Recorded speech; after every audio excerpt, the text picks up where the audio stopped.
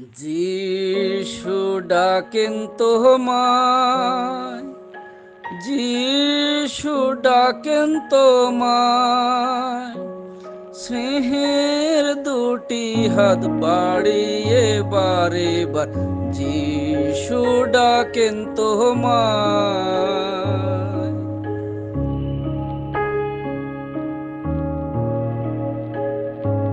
আমি চোখটা বন্ধ করে শুধু বলছি, প্রভু তুমি আমায় দেখা দাও, প্রভু তুমি আমাকে পার করো, আমি যেন এই হসপিটাল থেকে কোনো জায়গায় নিয়ে আমার যাই। প্রভু গো তুমি দয়া করো। চোখটা বন্ধ করে আমি এক মনে প্রভুকে ডাকছি। ডাক্তাররা নার্সরা ছোটাছুটি করছে, আমাকে নিয়ে তাদের যত রকম ট্রিটমেন্ট তারা করছে, কিন্তু আমার বেবি হচ্ছে না। আমি শুধু এক মনে প্রভুকে ডেকে যাচ্ছি, প্রভু তুমি আমায় দয়া করো, প্রভু তুমি আমায় দয়া করো। বলতে বলতে একটি নার্স চিৎকার করে বলল, বেবি হয়ে যাচ্ছে। কিন্তু তখন আমার বেবি হয়ে গেল। বিশ্বাস করবেন না, ডাক্তাররা গ্লাভস পরেছে, আমাকে অজ্ঞান করার জন্য তারা তৈরি হয়ে গেছে, যা যা নিয়ম কানুন অপারেশন করার জন্য তারা তৈরি হয়ে গেছে। কিন্তু আমার প্রভু যিশু, আমি এত মোটা ছিলাম, আমার বাড়ি থেকে সবাই খুব ভয় পেয়েছিল যে আমার কি হবে। কিন্তু প্রভু যিশু আমার জীবনে ভীষণভাবে কাজ করেছেন। আমার নর্মাল বাচ্চা হয়েছে এবং বাচ্চাও সুস্থ, আমিও সুস্থ হয়ে গেলাম। তারপরে আমার জীবন শুরু হলো। সন্তান, বাবা এলো, আমাকে নিয়ে গেল। তখন 5 মাসের সন্তান। ওর বাবা আমাকে এসে ওর বাবা অরঙ্গবাদে থাকতো, অরঙ্গবাদে নিয়ে গেল। মেয়েকে নিয়ে আমি খুব খুশিতে ছিলাম মেয়েকে নিয়ে। তখন যে পরিবারের সঙ্গে ছিলাম, সেই পরিবার আমাকে খুব কষ্ট দিত। আমার স্বামীকে আমার সঙ্গে মিশতে দিত না, আমার সন্তানকে আমার কাছে ডাকতে দিত না, কেড়ে নিয়ে চলে যেত। কোথায় নিয়ে যেত, কোথায় গেছে কিচ্ছু বলতো না। আমি ঝরঝর করে দাঁড়িয়ে দাঁড়িয়ে কাঁদতাম। হে প্রভু, আমি তো স্বামী ঠিক মতো পেলাম না, আমার সন্তানকেও ওরা নিয়ে চলে যাচ্ছে, এ তো আমার মহা মুশকিল। আমি একদিন লুকিয়ে আমার দিদিকে ফোন করলাম, দিদি রে আমি কি করব দিদি, তুই তো বললি সন্তান নিলে তুই খুব সুখী হবি। আমার স্বামী খুব ভালো মানুষ, কিন্তু আমার স্বামীকে তারা আমার কাছে আসতে দিত না। আর খুব কাঁদতাম, আমি কেঁদেছি দিদিকে। দিদি বলল, আচ্ছা ঠিক আছে, আমরা দেখছি কি ব্যবস্থা করা যায়। আমি খুব কাঁদতাম বলে তখন আমার ভাইয়ের বিয়ে ঠিক হলো। 92 সালে আমার ভাইয়ের বিয়ে ঠিক হলো। আমার ভাই আমাদের নিতে এলো। তখন আমি নিজে মনে মনে আমার স্বামীকে কিচ্ছু বলিনি, পরিবারকে কিচ্ছু বলিনি। মনে মনে ঠিক করলাম, এমার্জেন্সি যা জিনিস আছে সব আমি নিয়ে যাব। আমি আর এই সংসার করতে পারবো না। প্রচন্ড জ্বালিয়েছে আমায়, প্রচন্ড। সে কেউ সহ্য করতে পারবে না, এত জ্বালিয়েছে।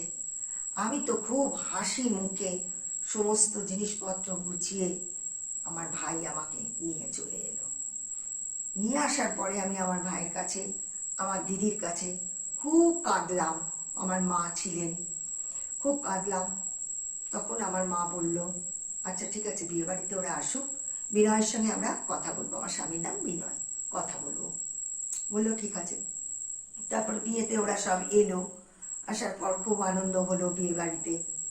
যাবার সময় আমার স্বামী আমাকে বলছে, তুমি কি আমার সঙ্গে যাবে, না তুমি আমরা যাদের সঙ্গে থাকতাম পরিবার, সেই পরিবারের সঙ্গে যাবে? আমি বললাম, তোমার সঙ্গে আমার কিছু কথা আছে। বললো বলো। আমি বললাম, আমি যাব, তোমার সঙ্গে যাব, কিন্তু আমি ওই পরিবারের সঙ্গে থাকবো না। তুমি আমাকে কুঁড়ে ঘরে রাখো, তুমি আমাকে এক মুঠো ভাতে ভাত খাওয়াও, তোমার সমস্ত অর্থ, গাড়ি বাড়ি সব তুমি ওদের দিয়ে দাও, শুধু তুমি আমাকে তোমার দুটো হাত দিয়ে, তুমি যেমন আমার মাকে বলেছ আমি কর্ম করে আপনার মেয়েকে খাওয়াবো, তুমি আমাকে তাই করো, আমি ওদের সঙ্গে থাকবো না। তখন আমার স্বামী রেগে গেল। ঠিক আছে, এটা তোমার ফাইনাল কথা? আর হ্যাঁ, এটা আমার ফাইনাল কথা। আমার স্বামী বলল, দেখো আমি কিন্তু বলে দিচ্ছি, আমি গাড়ি চালাই, আমি কোনো দিন তোমার জন্য আর মেয়ের জন্য অন্য চিন্তা ভাবনায় থাকবো। আমার কিন্তু অ্যাক্সিডেন্ট হয়ে গেলে আমাকে তুমি কিছু বলতে পারবে না। আমি বললাম, ওই নির্যাতন আমি সহ্য করতে পারবো না।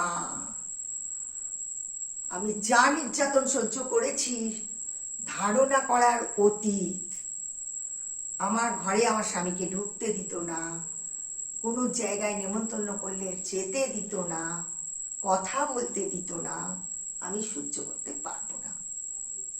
আমার স্বামী তো বৌভাত হয়ে গেল, আমার ভাই চলে গেল সব। তার বাড়ির লোক এসে আমাকে বললো, আমরা তোমার জন্য রয়েছি, তুমি কি যাবে?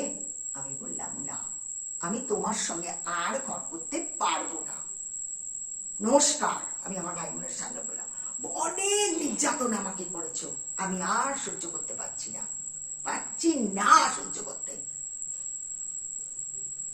প্লাস আমার মেয়েটাকে, তার একটা বড় মেয়ে ছিল, আমার মেয়েটাকে মাথায় ধাক্কা মারতো, মাথাটা পেছন দিকে এরকম হেলিয়ে দিত। আমি যদি ছুটে গিয়ে আমার মেয়েকে ধরতাম, আমার কষ্ট হতো যে আমার সন্তানটা কিরম করে, কি অশান্তি হতো। একদিন আমার মেয়েকে এমন ছুঁড়ে দিল তার নাতনি, দেয়ালে গিয়ে লেগে মাথা এই ফুলে গেল। কেঁদে কেঁদে কেঁদে কেঁদে আমি মেয়ে নিয়ে মরে গেছি, আর মেয়ে আমাকে ছাড়বে না। আবার একদিনকে আমি রান্না করছি, আমার স্বামী মিতা বলে চিৎকার করেছে। আমি গেছি, কি হয়েছে? দেখছি মেয়ে হাত পা বেঁকে শক্ত হয়ে গেছে, মেয়ের মুখ দিয়ে গেঁজলা বেরোচ্ছে। আমি বললাম, যা, আমার মেয়েটা বোধহয় শেষ হয়ে গেল। আমি জানি না আমরা কি করেছে আমার মেয়েকে, ও আমাকে কিছুতেই কোলে দেবে না। আমি ঝাঁটকা মেরে আমার সন্তানকে কোলে নিয়ে আমি শুনেছি মারাঠিরা বলেছে, মাথা যদি নিচে দিকে করে হ্যাঁচকা দেওয়া যায় তবে তার মুখ দিয়ে গেঁজলা বেরোলে প্রাণ ফিরে আসে। আমি কি করেছি, ওখানে একটা বিরাট বড় ড্রাম ছিল ভর্তি জল, আমি মেয়েকে তার ভেতরে ঢোকাচ্ছি আর ওঠাচ্ছি আর ঝাঁকি দিচ্ছি। আর আমি সমানে ঈশ্বরকে বলছি, ঈশ্বর, আমার এত কষ্টের সন্তান, ঈশ্বর তুমি ফিরিয়ে দাও বলছি। আর মুখ দিয়ে আমার সন্তানের গেঁজলা বেরোলো, বেরিয়ে আর আমার সন্তান তখন করে কেঁদে উঠে আমাকে জড়িয়ে ধরলো। সেই যে আমাকে জড়িয়ে ধরলো, সমানে ও সবাইকে আপ আপ আপ আপ করে যাচ্ছে, আর কারুর কাছে যেতে চাইছে না আমার মেয়ে। আমার তখন এত কষ্ট হলো প্রাণে। আমি মনে মনে ভাবলাম, তোমাদের কাছ থেকে কোনো রকম ছুতোতে আমি বেরোতে পারলে আমি আর এখানে আসবো না। আমি জানি, এবার আমি বুঝতে পেরেছি তোমরা আমাকে নির্যাতন করেছো, এবার আমার মেয়ের পেছনে করছো যাতে আমি সন্তানটা হারিয়ে ফেলি। প্রচুর আমার স্বামীর অর্থ, তো তোমরা অর্থটা নেওয়ার জন্য এরম করছো। আমি কিচ্ছু বলিনি, মুখ বন্ধ করে শুধু মেয়েকে গান দিয়ে রাখতাম। তারপর আমার ভাইয়ের বিয়ে হলো, ভাইয়ের বিয়েতে সবাই এলাম। বললাম না যে আমাকে বললো তুমি চলো, আমি বললাম না, আমি যাবো না। আমার পরিবার বললো, কেন তুমি যাবে না কেন?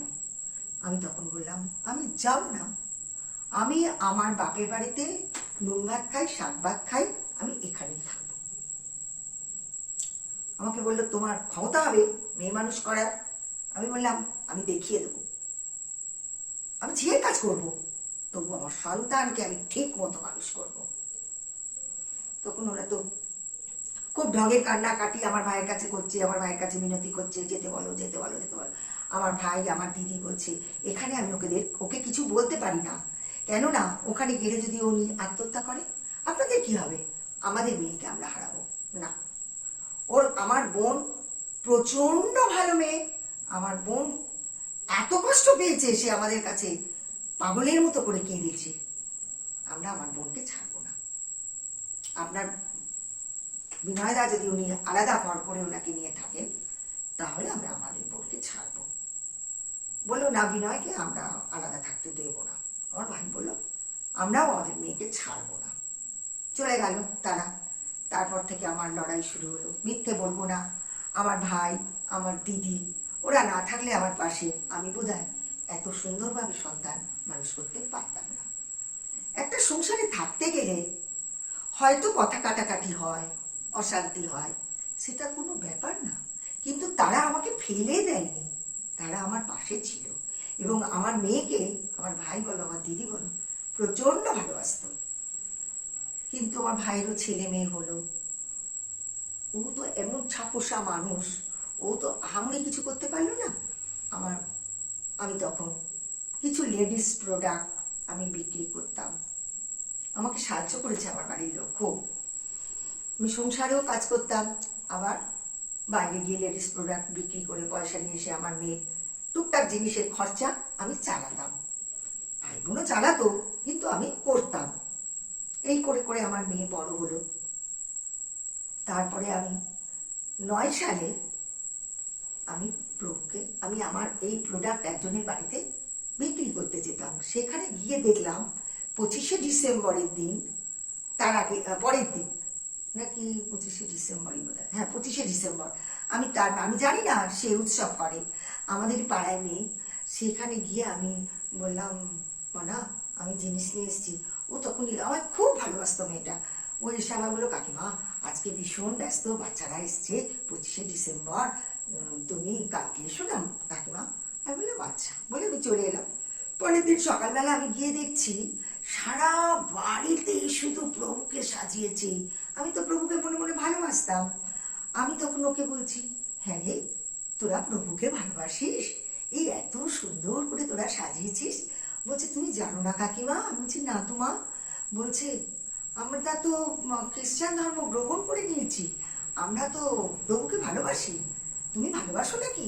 আমি বলছি, হ্যাঁ তো, আমি ভালোবাসি তো। যাবি একদিন আমাদের বাড়িতে? আমার দিদি, আমার জামাইবাবু, ওরা সবাই ভীষণ ভালোবাসে প্রভুকে, যাবি একদিন আমাদের বাড়িতে?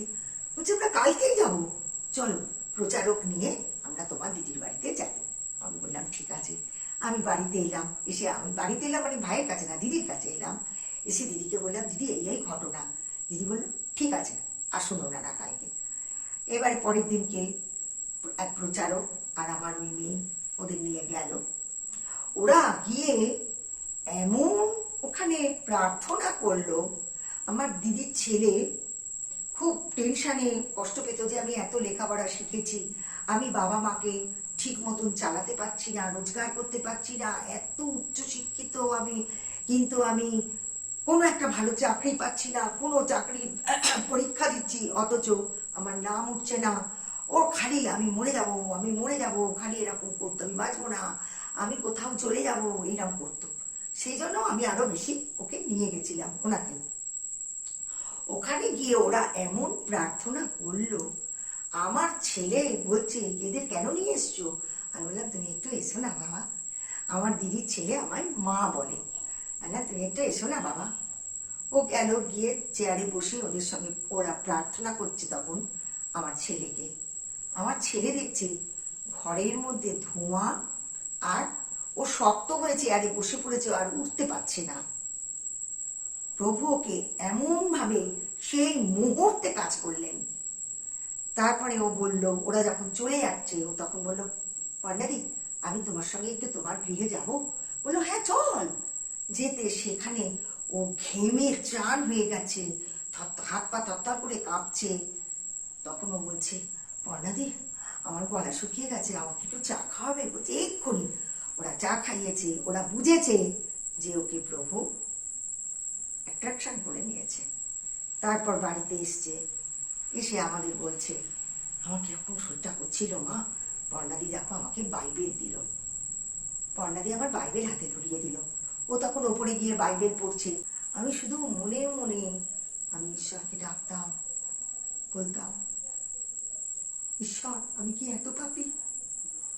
আমার স্বামী কি কোনোদিন আমার কষ্ট বুঝবে না? ঈশ্বর আমি এত পাপী ঈশ্বর বলে আমি খুব কাঁদতাম। উমা হঠাৎ করে আমার মেয়ে স্কুল ফাইনাল পাশ করলো, দারুণ রেজাল্ট করলো, উচ্চ মাধ্যমিক পরীক্ষায় আরো ভালো রেজাল্ট করলো। আমি তাকে আমাদের ক্যালকাটার মধ্যে এই অনার্সের বিখ্যাত কলেজ স্কটিশ চার্চ কলেজে আমি আমার মেয়েকে ভর্তি করলাম। কি খুশি আমার ভাই বোন, আমার ভগ্নিপত গিয়ে দাঁড়িয়ে সেখানে আমার মেয়েকে ভর্তি করলো, খুব আনন্দ হলো। তারপর যাই হোক, আমার মেয়ে ওখানে পড়াশোনা করতো। হঠাৎ করে ফার্স্ট ইয়ার পরীক্ষা দিয়েছে, সেকেন্ড ইয়ার পরীক্ষা যখন দিয়েছে, ওখানে অনার্স কাট হয়ে গেলে আর পড়া যায় না। আমার মেয়ে আমাকে ফোন করে বলছে, হাওয়া হাওয়া করে কাঁদছে আর বলছে, ও মা মাগো আমার না অনার্স কাটা গেছে। আমি তো কি কান্না কেঁদে, আর আমি আমাদের বড় চার্চ আছে যেখানে, সেইখানে চার্চের দরজা বন্ধ, দরজার বাইরে বসে আমি হাওয়া করে কাঁদছি। হে প্রভু, আমার কর্ণে যেন আমি শুনি আমার মেয়ে স্কটিশ চার্চ কলেজ তার বাতিল না হয় প্রভু।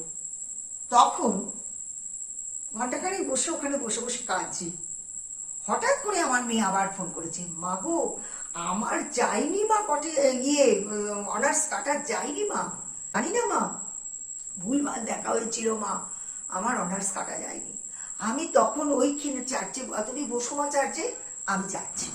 আমি চার্চে ওইখানেই দরজা বন্ধ অবস্থায় বসে মাথা ঠুকছি আর বলছি, প্রভু তোমার ধন্যবাদ, প্রভু তোমার ধন্যবাদ বলে আমি কাঁদছি। তারপরে আমার মেয়ে এলো, মেয়ে ওখানে প্রার্থনা করলো, করার পর আমরা বাড়ি এলাম। বাড়ি আসার পরে কিছুদিন পরে আমি একদিন সকালে বসে বসে আমি প্রে করছি, আর আমার যে মেয়ের জন্য আমি প্রভুকে এত বিশ্বাস করলাম, সেই মেয়ে আমাকে একদিন বলল, আচ্ছা কাকিমা, তুমি কি কাকুর জন্য একটু প্রার্থনা করতে পারো না? একটু প্রার্থনা করে দেখো না কাকিমা, কাকু আসে কিনা। বিশ্বাস করুন, আমি ঠিক 1 সপ্তাহ আমার স্বামীর জন্য প্রার্থনা করেছি। হে ঈশ্বর, তুমি তো আমাকে এত সুন্দর মেয়ে দিলে, আমার মেয়ে এত সুন্দর পাশ করলো, এত ভালো কলেজে ভর্তি হলো। আমি তো 2টো কলেজ ছাড়া 3টে কলেজের ফর্ম তুলতে পারিনি। এই একটা কলেজে ফর্ম তুলেছি, দুটো কলেজে ফর্ম তুলেছিলাম, দুটোতেই নাম উঠেছে একদম ফার্স্ট লিস্টে। যাই হোক, তখন আমার খুব আনন্দ। আমি আমার স্বামীর জন্য 1 সপ্তাহ প্রার্থনা করলাম। 1 সপ্তাহ প্রার্থনা করার পরে আমার ভাসুর ফোন করলো আমার দিদিকে, বললো একটা দারুণ সুখবর আছে। তখন আমার দিদি বলছে, দিদির সঙ্গে সঙ্গে ক্যাচ করে নিয়েছে, দিদির সঙ্গে সঙ্গে বলছে, সুখবরটা কি, বিনয় এসছে? বলছে হ্যাঁ, আপনারা একটু আসুন আমার শ্বশুর বাড়ি রানাঘাট।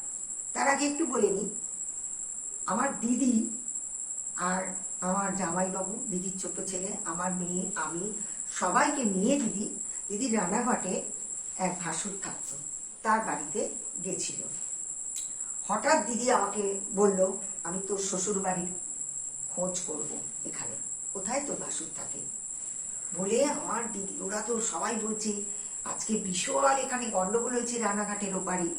পূব পাড়ায় থাকতো আমার দিদির ভাসুর, আর আমরা থাকতাম পেছন দিকটায়, রেল লাইনের পেছন দিকটায়। আমার দিদির ভাসুরের ছেলেরা বলছে, কাকিমা তুমি যেও না কাকিমা, এখানে বিশাল গুলি বোমা চলছে। আমার দিদি বলল, গুলি চলুক বোমা চলুক যা খুশি হোক, আমি যাবই যাব, তুই আমাকে দেখিয়ে দে রাস্তাটা কোন দিক দিয়ে যেতে হয়, দয়াল নগর। আমার শ্বশুরের নাম হচ্ছে হীরালাল দাস, বললো আমরা হীরালাল দাস আর দয়াল নগর যাবো, ওখানে স্কুলটার নাম আমি ভুলে যাচ্ছি। যাই হোক, রানাঘাটে একটা বিরাট স্কুল আছে আমার শ্বশুর বাড়ির সামনে, সেই নাসরা স্কুল। সেখানে গেলাম, দিদি তো রিক্সা, ওরা ওই রিক্সায় তুলে দিল, আমরা গেলাম। গিয়ে রিক্সায় উঠতেই বলছে, কাদের বাড়ি যাবেন? যে বাড়ির ছেলে বাইরে থাকে, খুব ভালো ছেলে ছিল জানেন, সে এখন আর এখানে আসে না, আমার স্বামীর নাম বলছে, খুব ভালো ছেলে, রিক্সায় উঠতো, আমাদের কারি কারি টাকা হাতে ধরে দিত, এত দয়া তার ভেতরে। যাই হোক, আমরা তো ভাসুরের বাড়ি গেলাম। যেতেই ওরা তো আমার ছবি দেখে চিনতে পারলো যে আমি তার মেজ ভাইয়ের বউ। তখন তারা আমাকে ভেতরে নিয়ে গেল, খুব আপ্যায়ন করলো। আমার দিদি সেখানে তাদের সঙ্গে সব রকম কথা বললো, আমার ভাসুরকে বলল আমরা এসছি, যদি কোনোদিন তারা আসে তাহলে খোঁজ আমাদের দেবেন। আমার ভাসুর খুব ভালো মানুষ আমার, তারা বললো অবশ্যই দেব। আমি খুব কাঁদছিলাম, বলল তুমি এত ভালো মেয়ে, তুমি জয়ী হবেই। তারপরে আমরা বাড়ি চলে এলাম, কিন্তু ওদের সঙ্গে আমাদের খুব লিঙ্ক ছিল, ওরা প্রায় ফোন করতো আমাদের সঙ্গে, আর আমায় কথা দিয়েছিল, তোমার মেয়ে, আমার দিদি বলছিল আমার মেয়ে কি অনাথ হবে? বললো কখনো না, আমরা রয়েছি, ও যদি নাও আসে, মেয়েটা তো আমাদের, আমরা কখনো ওকে অনাথ রাখবো না। যাই হোক, এইভাবে চলতে লাগলো। হঠাৎ করে আমার স্বামী আসানসোলে এসছে। আসানসোল থেকে আমার শ্বশুরবাড়ি রানাঘাটে এসেছে। রাত তখন 2-2:30। হই হই পড়ছে, বাড়িতে ডাকাত পড়েছে, ডাকাত পড়েছে। তখন কে কে সব লাঠি ছোটা নিয়ে আমার শ্বশুরবাড়ির সব বেরিয়েছে। বলছে, আমাকে চিনতে পারছো না দাদা? আমি কলাই, আমার বাড়ির নাম কলাই আমার স্বামীর, আমি কলাই। তখন তাড়াতাড়ি করে টুপিটাকে খুলেছে, চিনতে পেরেছে আমার ভাসুর। আমার ভাসুর জড়িয়ে ধরেছে, ভেতরে টেনে নিয়ে এসেছে, জড়িয়ে ধরেছে। তখন বলছে, কিরে তোর, ইচ্ছা করে আমার ভাসুর বলেছে, তোর মেয়ে বউ কোথায়? তখন বলছে, তুমি কি করে জানলে আমার মেয়ে হয়েছে, আমার বউ আছে? তুমি কি করে জানলে? না, বউ আছে জানতো, মেয়ে হয়েছে তুমি কি করে জানলে? বলছে, তুই মেয়ে বউয়ের খোঁজ জানিস না? বলছে, না রে দাদা, আমি মেয়ে বউয়ের খোঁজ জানি না রে দাদা। বলছে, আমি জানি। বলছে, কোথায় দাদা তুই বল। বলছে, আমি দাদা জানিস, আগের দিন এসেছিলাম, আমি বুঝতে পারিনি কোন জায়গাটা আমার শ্বশুর বাড়ি। আমি পাগলের মতো খুঁজেছি আমার সন্তানকে, আমার বউকে, কিন্তু আমি পাইনি, আমি সেই রাস্তা চিনতে পারিনি। বললো, আমি তোকে চেনাবো বলে উনি ফোন করলেন আমার দিদিকে। আমার দিদিকে সব ঘটনা বললো, আপনারা আসুন, আমাদের সঙ্গে যোগাযোগ করুন। ও কালকে একটা অর্ডার নিয়ে এসছে, সেই অর্ডার নিয়ে ও আমার স্বামী তখন গুজরাটে থাকতো। বলছে, ও গুজরাটে চলে যাচ্ছে, ও আবার দিন 15 পরেই ও আসছে। ঠিক আছে, আমরা শ্বশুরবাড়ি গেলাম। আমার ভাসুর বললো, আমি তোমায় বলেছিলাম তুমি জয়ী হবে, দেখো তোমার কষ্টের ফল তুমি পাচ্ছ। তারপর যাই হোক, আমার স্বামী এলো। আমার স্বামীকে আমাদের বাড়িতে আমার চা ভাসুর নিয়ে এলো। সে তো আমার ভাই, আমার মা, আমার দিদি, জামাইবাবু সবাই খুব খুশি। আমার দিদি আমার মেয়েকে বলেছিল যে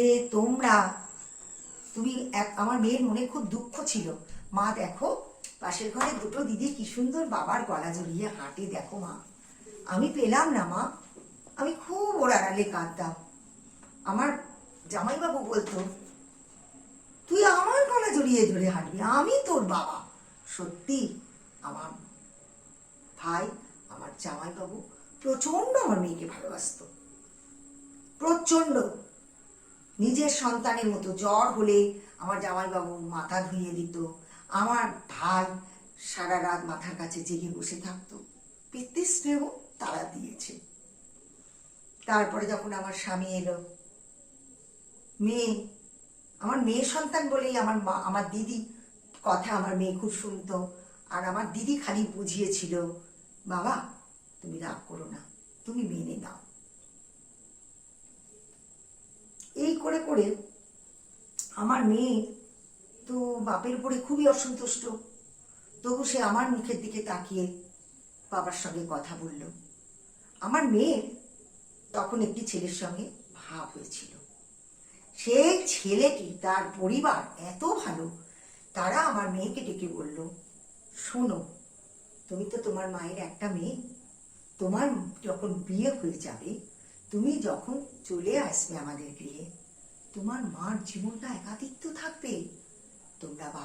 তুমি বাবাকে মেনে নাও মা, তুমি বাবাকে মেনে নাও। তবু তো তোমার মার সারা জীবন একাকিত্ব সে কাটালো, একটু বয়স হইলে সে তো তবু ঠিকভাবে থাকবে।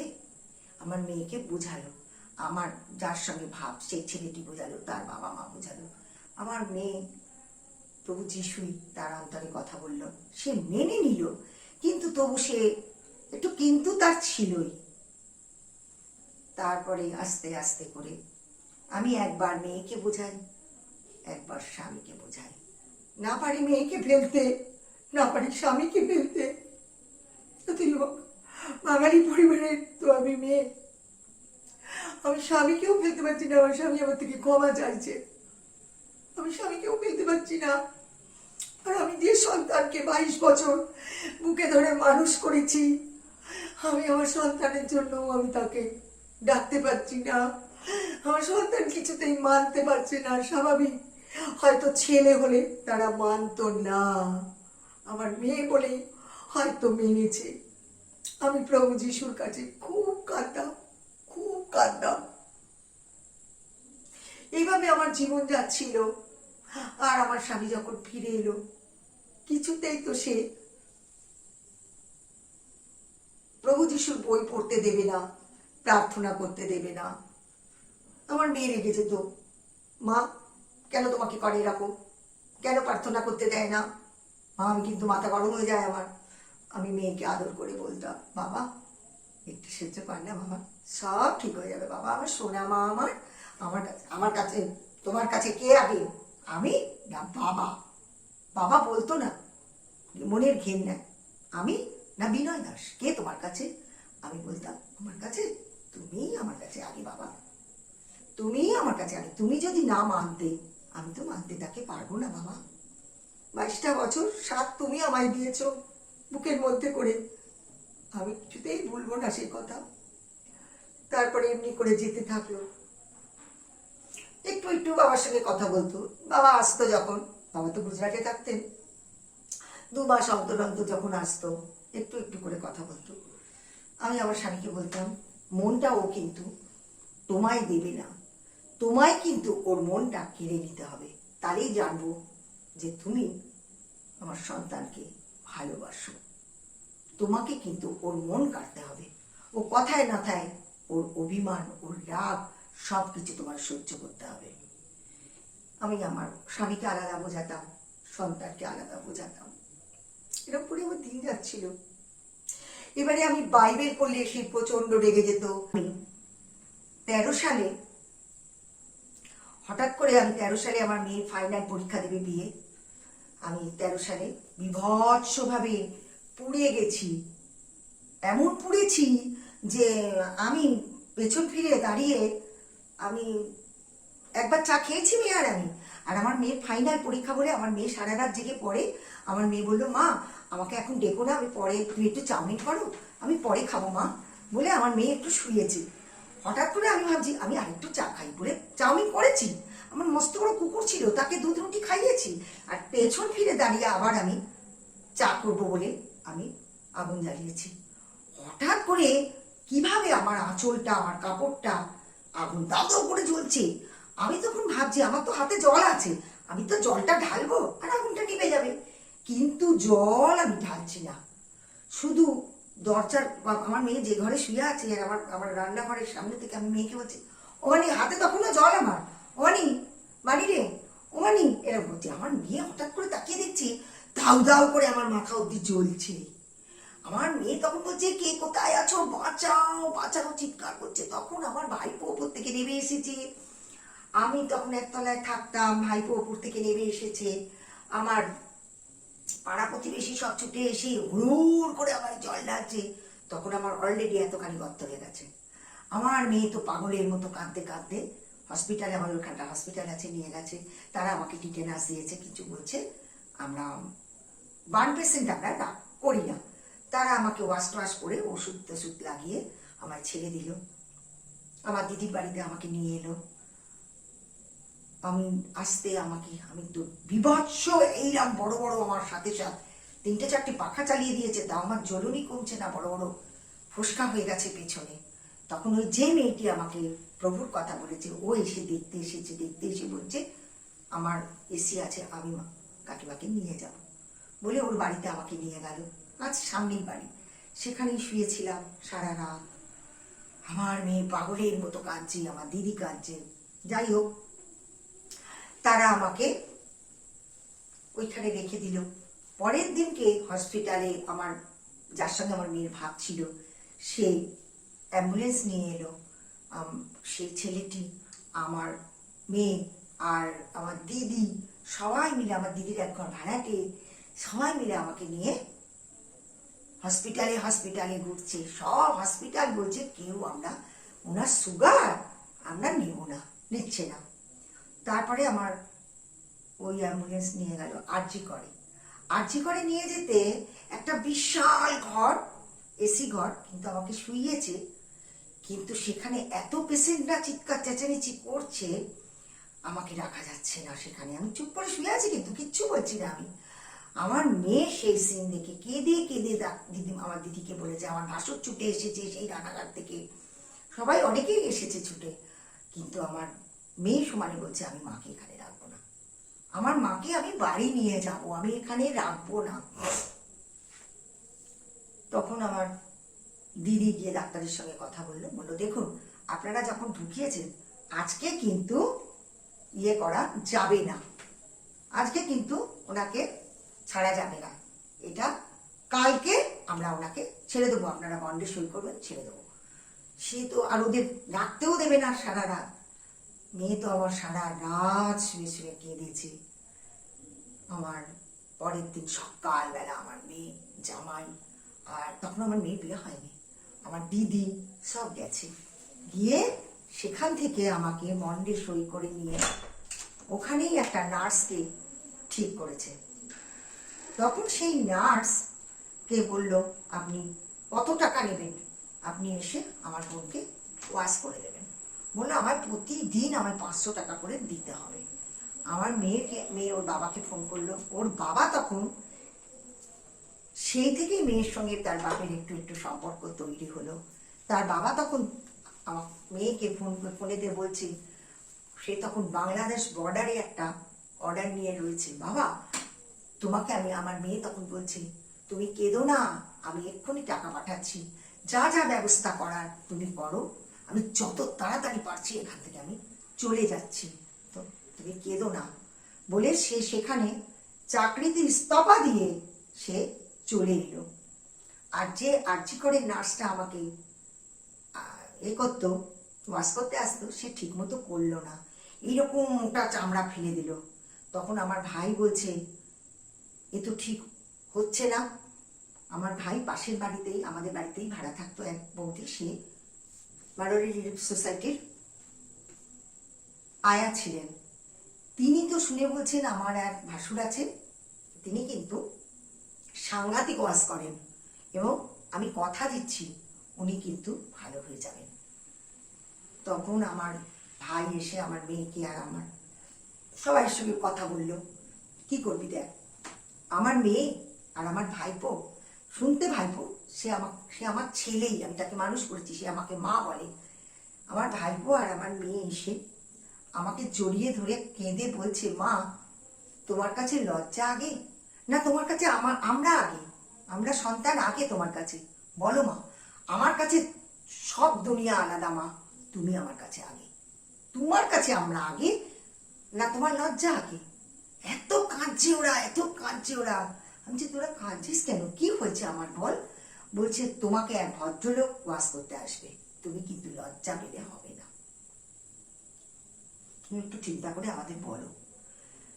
তখন আমি চিন্তা করছি, আমার মেয়ে পাগলের মতো কাঁদছে, আমার ভাইজি কাঁদছে, আমার ভাইপো কাঁদছে, কি কান্না তারা কাঁদছে। তখন আমি বললাম, আমি তোদের প্রস্তাবে রাজি। যে ভদ্রলোক এসে আমাকে দেখছেন, উনি কলকাতার থেকে উনি ডাক্তার নিয়ে এলেন, কোনো জায়গায় তো ডাক্তার পাচ্ছিলেন না, উনি নিয়ে এলেন। ডাক্তার এসে সমানে ঘাড় নাড়ছে, মানে আমি বাঁচবো না, বিশাল 80% পুড়ে গেছে আমার, আমি বাঁচবো না। তখন বাড়িতে বিরাট কান্নাকাটি। ডাক্তার কে, আমার মেয়ে পা জড়িয়ে ধরে ডাক্তারকে বলছে, জেঠু তুমি আমার জীবনে, আমার মা সব থেকে আগে, আমার মার প্রাণ বাঁচিয়ে দাও জেঠু, আমি কোনো কথা শুনতে চাই না। তার এত মায়া হলো, সে বলল, আমি প্রচন্ড চেষ্টা করবো তোর মাকে বাঁচানোর, তুই কাঁদিস না মা, তুই তো আমার মেয়ের মতো, তুই কাঁদিস না। যাই হোক, ওই নার্সটিকে ছাড়িয়ে দেওয়া হলো। এবার আমাকে ওই ভদ্রলোক আমাকে ওয়াশ করতে থাকলো। আমার স্বামী এসে গেল। আমার স্বামী এসে বলল, দেখুন ওনাকে গজ দেবেন না, গজ দিলে কিন্তু আমার স্ত্রী বাঁচবে না, কারণ না ও বান সম্বন্ধে ও পড়াশোনা করেছে। আমার স্ত্রীকে যা ওষুধ ব্যবহার করবেন, সমস্ত জেল ব্যবহার করবেন, এবং জেলোনেট বলে একটা নেট রয়েছে, ওই নেট আমার স্ত্রীর ব্যবহার করবেন, ওয়াশ করে ওষুধ দিয়ে ওই নেট লাগাবেন, গজ ব্যবহার করলে আমার স্ত্রীকে আমরা পাবো না। ভদ্রলোক বললেন জেলোনিকের কিন্তু অনেক দাম। আমার স্বামী বলল দাম থাকুক, যত খুশি আপনি সমস্ত ওষুধ থেকে সব কিছু যতটা উচ্চ পরিমাণে দেওয়া যায় আপনি দিন, খরচার জন্য চিন্তা করবেন না। প্রচুর খরচা করেছে আমার স্বামী আমাকে ফেরানোর জন্য। আমার মেয়ে আমাকে খুব সেবা করেছে। ডাক্তার বলছে তুই পারবি, এই ঘরে কাউকে ঢুকতে দিতে পারবি না, এই ঘরে প্রতিদিন বিছানা চাদর বালিশের সব কাচাকুচি করতে হবে। যে মেয়ে আমার হাতের তেলে থাকতো কোনোদিন কাচাকুচি কি জিনিস জানতো না। আমার মেয়ে বলছে হ্যাঁ আমি পারবো। মেয়ে করতো। আমার ভাইপো ভাইঝি খুব করেছে, ভাইয়ের বউ প্রত্যেকের, আমার দিদি প্রত্যেকের সহযোগিতা আমি পেয়েছি। আর আমার স্বামী প্রচুর পয়সা ঢেলেছে আমার পেছনে। শুধু আমাকে আমি যখন বলতাম অনেক খরচা হচ্ছে, না গো না তো, সব ফ্রি। তুমি চিন্তা করছো কেন? তুমি জানো না আমি এই সমস্ত পরীক্ষা দিয়েছি, আমাকে যেখানে আমি যাবো সেখানে সব ফ্রি। মিথ্যা কথা বলতো আমাকে, আমি পয়সার চিন্তা করছি বলে। আর আমার মেয়ে রান্নাঘরে গিয়ে বসে বসে কি কি সারাদিনের হিসাব হলো আমার, সেই সব লিখত। তারপরে যাই হোক, যিনি আমায় ওয়াশ করলেন অদ্ভুত মানুষ। একটা সময় আসতেন 4টে পর্যন্ত আমাকে ওয়াশ করতেন, আর আমি চিৎকার করে কাঁদতাম, মরে গেলাম মরে গেলাম। আর মাথার কাছে আমার মেয়ে বসে, আমার ভাইপো বসে, ভাইজি বসে, তারাও হাউ হাউ করে আমার সঙ্গে কাঁদতো। আমার স্বামী আমার পায়ের কাছে বসে থাকতো আর আমার পায়ে হাত বোলাতো। চুপ করো মিতা, আমি তোমার কান্না শুনতে পাচ্ছি না মিতা। আমি চিৎকার করে কাঁদতাম। আর যিনি ওয়াশ করতেন তিনি মাথায় হাত দিয়ে বসে পড়তেন। তিনি চামড়াগুলোকে যখন ছিঁড়তেন আমার গল গল করে রক্তে ভেসে যেত। আমার স্বামী বলল ওকে কিন্তু সাধারণ জলে ওকে ওয়াশ করবেন না, ওকে কি বলে স্যালাইন ওয়াটার দিয়ে ওকে পরিষ্কার করুন। সে আমার জন্য প্রচুর করেছে, মিথ্যে বলবো না। সেই ওয়াশ হতো আমার। যখন ওয়াশ করতো আমাকে ইঞ্জেকশন দিল, আমি অচৈতন্য হয়ে গেলাম। রাত্রি 9টা 9:30টার আগে আমার জ্ঞান ফিরতো না। তারপরে আমাকে একটা ইঞ্জেকশন দিতে আসতেন উনি, সেইটা মার্সেলে নয় শিরার মধ্যে দিতে হবে। সেই ইঞ্জেকশনটার 2500 টাকা দাম। প্রত্যেক দিন আমাকে দিতে আসতেন উনি রাত্রি 10, 9:30, 10টার সময়। ইঞ্জেকশনটা শিরার মধ্যে দিতে হতো। একদিন ওনার স্ত্রী আমাকে দেখতে এসেছিলেন, আর উনি আমাকে ইঞ্জেকশনটা দিয়েছিলেন। দিতে এলেন, কোনো মতেই আমার দুটো হাতে শিরা পাচ্ছেন না, কোনো মতেই। উনি ঘরের মধ্যে পায়চারি করছেন, কি করব। তখন ডাক্তারকে ফোন করলো।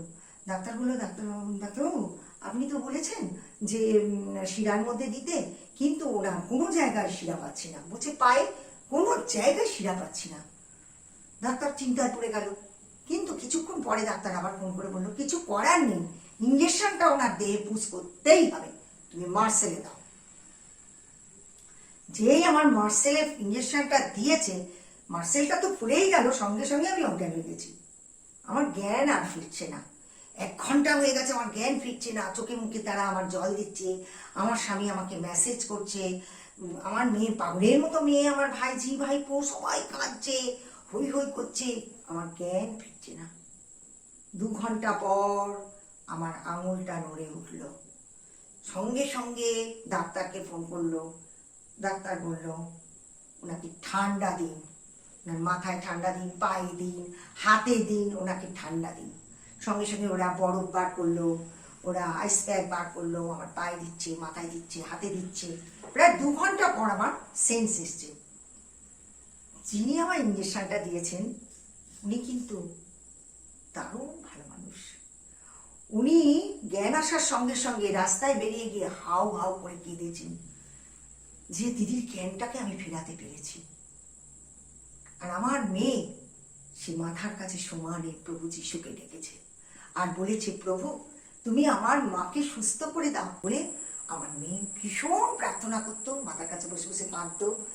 আমার দিদি বলতো মনু তুমি যে এত কাঁদো, প্রভু যিশুর থেকে তুমি কি কষ্ট পেয়েছো?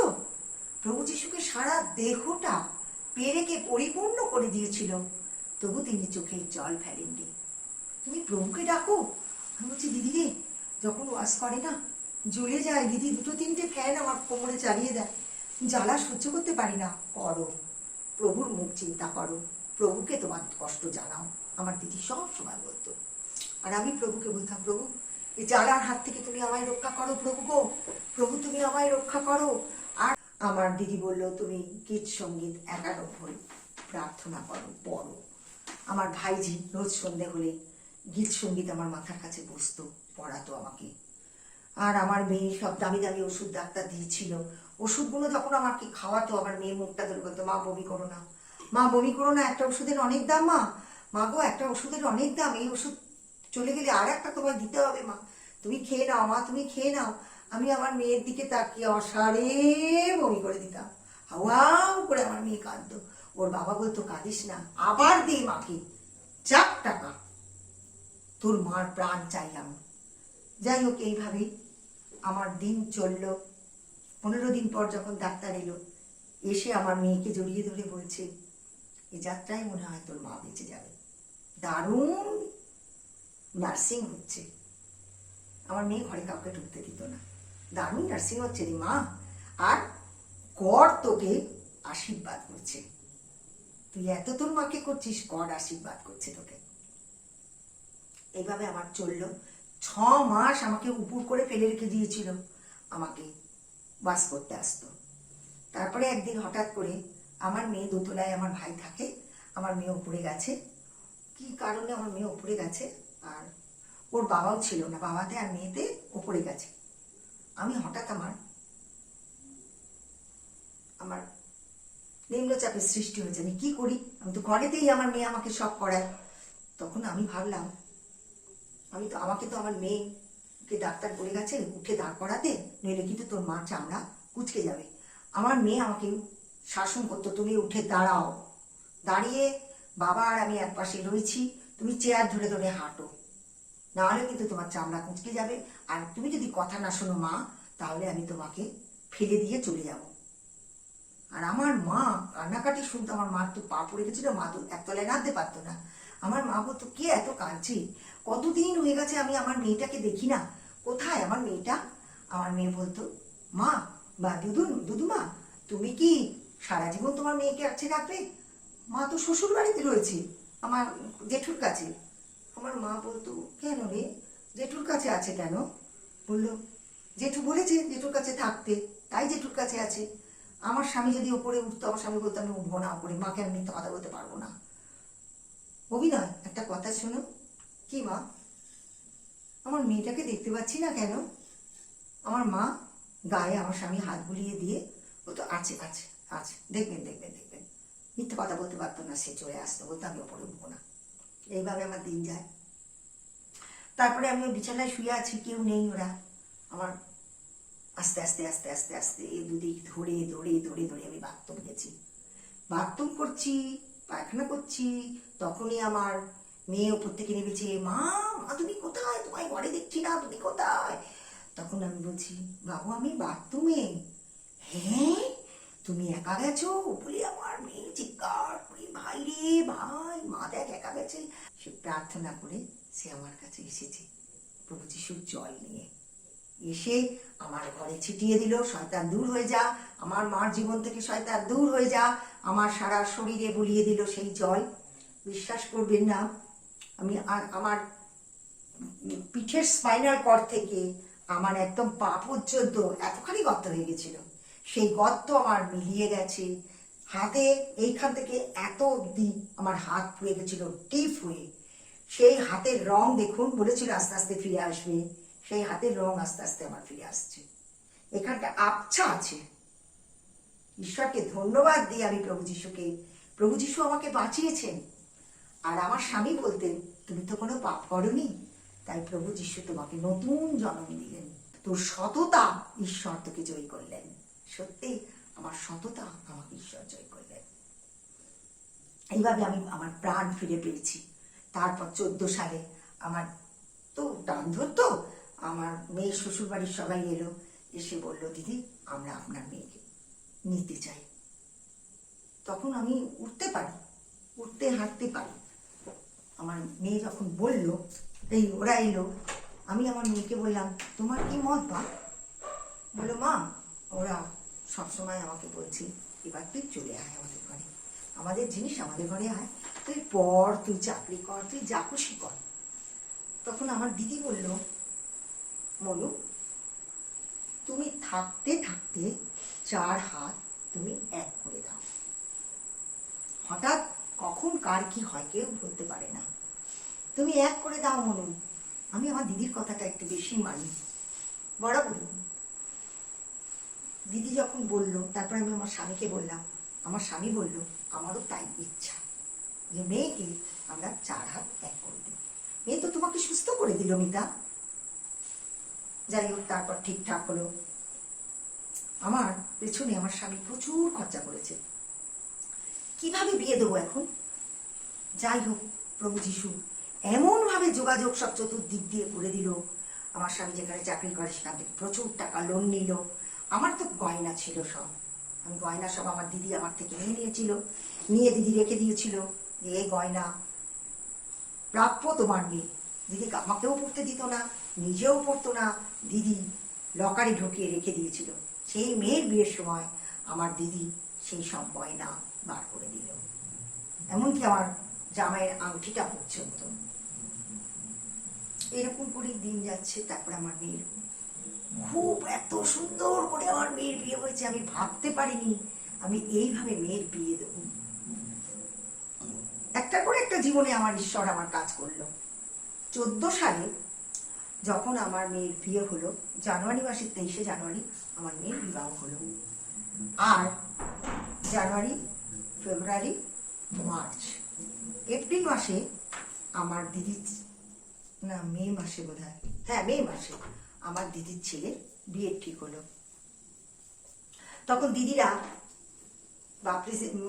বাপ্তিস্ম নেবে, দিদিরা নিয়ে গেল আমাকে সঙ্গে করে, ওরা পুরো ফ্যামিলি গেল। তখন ওরা বাপ্তিস্ম নিল যখন, তখন আমার বড় ছেলে মানে দিদির ছেলে আমার মা বলে, ও মা তুমি, আমরা সব, ও সবসময় বলতো মা আমার বোন আমাদের ফ্যামিলি। যাই হোক, তখন আমার বড় ছেলে আর আমার দিদি সমানে বলছে, তুই ঈশ্বরকে গ্রহণ করে নে, তো কখন তোর বর নেবে না নেবে তুই নে। আমি বললাম, না আমি নেব না, আমার প্রতিজ্ঞা আমি আমার স্বামীকে নিয়ে ঈশ্বরকে গ্রহণ করব। আমাদের যে পাস্টার ছিলেন তার কাছে আমি খুব কেঁদেছিলাম। পাস্টার বললেন, আমি বলছি তুমি তোমার স্বামীকে নিয়েই নেবে, তুমি নিও না। 14 সালে আমার দিদিরা নিয়ে নিল। এবার আমার স্বামী ভীষণ এগেনস্টে, সে কিছুতেই প্রভুকে মানতে পারছে না। আমি একটু একটু করে তাকে বলতাম, আচ্ছা তোমার স্ত্রী যে যায় রবিবার রবিবার কোথায় যায়, কি আলোচনা হয়, কি পরিবেশে মেশে, তোমার একটু দেখতে ইচ্ছা করে না? বলছে, না আমার দেখতে ইচ্ছা করে না, আমি আমার স্ত্রীকে বিশ্বাস করি, তবুও তোমার একটু দেখতে ইচ্ছা করে না কি পরিবেশে? এটা যদি তুমি যেতে আমার কিন্তু ইচ্ছা করতো, কি পরিবেশে আমার স্বামী যাচ্ছে একটু দেখি, চলো না আমার সঙ্গে। বলতাম, না তুমি যাও। এরা যদি দেখতাম আমার বাইবেল পড়লে রাগারাগি করতো, নাকি খুব রাগারাগি করতো। তখন আমি বলতাম, চলো না একটু আমার সঙ্গে, চলো না, তুমি একটু আস্বাদন করো না বাইবেলটা, একটু আস্বাদন করে দেখো না এটার মধ্যে কি আছে। তোমার তোমার জীবনটা তো ছাড়খাড় করে দিয়েছে একটা পরিবার, তোমার এত অজস্র তোমার অর্থ ছিল, তোমার গাড়ি ছিল, বাড়ি ছিল, কিনা তোমার ছিল, তারা সব তোমার থেকে কেড়ে নিয়েছে। আমার প্রভু কিন্তু কাড়বে না। তোমার কোন দেবতা তোমার কথা শুনেছে? কোনো দেবতা শুনেছে? তুমি আমার প্রভুকে মানো, আমার প্রভুকে দেখো। হঠাৎ করে আমি একদিন জামা কাপড় পরছি, আমাকে বলল, রবিবার প্রার্থনায় যাব, আমি তোমার সঙ্গে যাবো। ভাবলাম, হ্যাঁ চলো। আমার খুব আনন্দ হলো। প্রার্থনায় যেত, সেখানে গিয়ে সে পাস্টারের সঙ্গে, প্রচারকের সঙ্গে, আমার জামাইবাবুর সঙ্গে খুব তর্কতর্কি করতো প্রভুকে দিয়ে। মানে ও অনেক দেশ বিদেশ খুঁজেছে, ও চার্চেও ঘুরেছে, তবু সে প্রচন্ড তর্কতর্কি করতো। আমি বাড়িতে এসে বলতাম, কেন তুমি তর্কতর্কি করো গো? তুমি তর্কতর্কি করো না, আমার ভালো লাগে না গো। তুমি হেও হলেও আমার ভালো লাগে না। আবার তুমি আমার প্রভুকে তর্ক করে হারিয়ে দেবে আমার বাড়ির লোককে, সেটাও তো আমি মানতে পারছি না গো। প্লিজ তুমি একটু বাইবেল পড়ো, বাইবেলটা পড়ে তুমি আস্বাদন করে দেখো। খালি ওর কানের কাছে এইটা কথা বলতাম। হঠাৎ একদিন আমি দেখি আমার স্বামী ঘরে এসেছি খাবার নিয়ে, দেখছি বাইবেল পড়ছে। আমি বাইবেল পড়তে দেখে আমার এত আনন্দ হলো, আমি খাবারটা সামনে না রেখে সরে গেলাম। খানিকক্ষণ পরে আমি দেখলাম বাইবেলটাকে নিয়ে প্রণাম করে তুলে রাখলো। তখন আমি ঘরে খাবার নিয়ে ঢুকেছি। ভাবলাম, তুমি ঈশ্বরের ধন্যবাদ গো, তুমি বাইবেল পড়ছিলে? বললো, হ্যাঁ, তুমি তো আমাকে বলেছো আস্বাদন করে দেখো, আমি আস্বাদন করে দেখবো। তারপরে দুই একদিন পরে আমি খোঁজ বলে প্রভু যিশুর একটা সিনেমা আছে খোঁজ, সেই খোঁজ বইটা আমি বললাম তুমি এটা ডিভিডিতে লাগাও, দেখো। সেই ডিভিডিতে দেখলো দুজন স্বামী স্ত্রী, তারা নিজেরাই দেখে শুনে বিয়ে করেছে। স্ত্রী ছিল খ্রিস্টান, ভদ্রলোক খ্রিস্টান ছিলেন না, তবু সে এত ভালোবাসতো সে তাকে বিয়ে করলো। বিয়ে করার পর তার স্ত্রী যখন তাকে বাইবেল ধরালো, বললো বাইবেল পড়ো, সে ওই বাইবেল নিয়ে ছুঁড়ে তার স্ত্রীর মাথায় মারতেন, তার সঙ্গে খুব খারাপ ব্যবহার করতেন। হঠাৎ তার স্ত্রী দুটো ছেলে মেয়ে হওয়ার পরে মারা গেল। আমার স্বামী সব দেখছে, বসে বসে আমি দেখছি। যখন স্ত্রী মারা গেল, ভদ্রলোক তখন পাগল হয়ে গেলেন, গিয়ে বাইবেল পড়তেন আর দিন রাত প্রার্থনা করতেন, আমি সত্য জানতে চাই, আমি সত্য জানতে চাই। বলতে বলতে তিনি একদিন প্রভু যিশুর, আপনারা নিশ্চয়ই জানেন খোঁজ সিনেমাটা, প্রভু যিশুর চরণে তিনি এলেন। সম্পূর্ণটা আমার স্বামী দেখলো। আমি বললাম, দেখেছো, ভালো লেগেছে? বলছে, আমার খুব ভালো লেগেছে, আমিও ওনার খোঁজে রয়েছি, মানে খুব ভালো। এইভাবে আস্তে আস্তে আস্তে আস্তে করে আমার স্বামী বাইবেল পড়তে লাগলো। আমার খুব আনন্দ হতো। বাইবেল পড়তে পড়তে পড়তে 14 সাল চলে গেল। আমার দিদির ছেলের বিয়ে হলো বিশাল ঘটা করে, সেখানে প্লাস্টার কিভাবে বিয়ে দিল কি না দিল, আমার স্বামী সেখানে প্রস্তুত রইল না। 15 সাল গেল, 16 সাল গেল, 17 সাল গেল, তখনও আমার স্বামী বাইবেল পড়তো, আমাদের চার্চে যেত। চার্চের যিনি আমাদের পিতা, সেই পিতার পিতা আমার হাজব্যান্ডকে খুব ভালোবাসতো, ভীষণ ভালোবাসতো। আমি শুধু তার কাছে কাঁদতাম, দাদা প্রার্থনায় থাকুন, আপনি বলেছেন আমরা দুজনে একসঙ্গে নেব, আমরা যেন একসঙ্গে বাপ্তিস্ম নিতে পারি।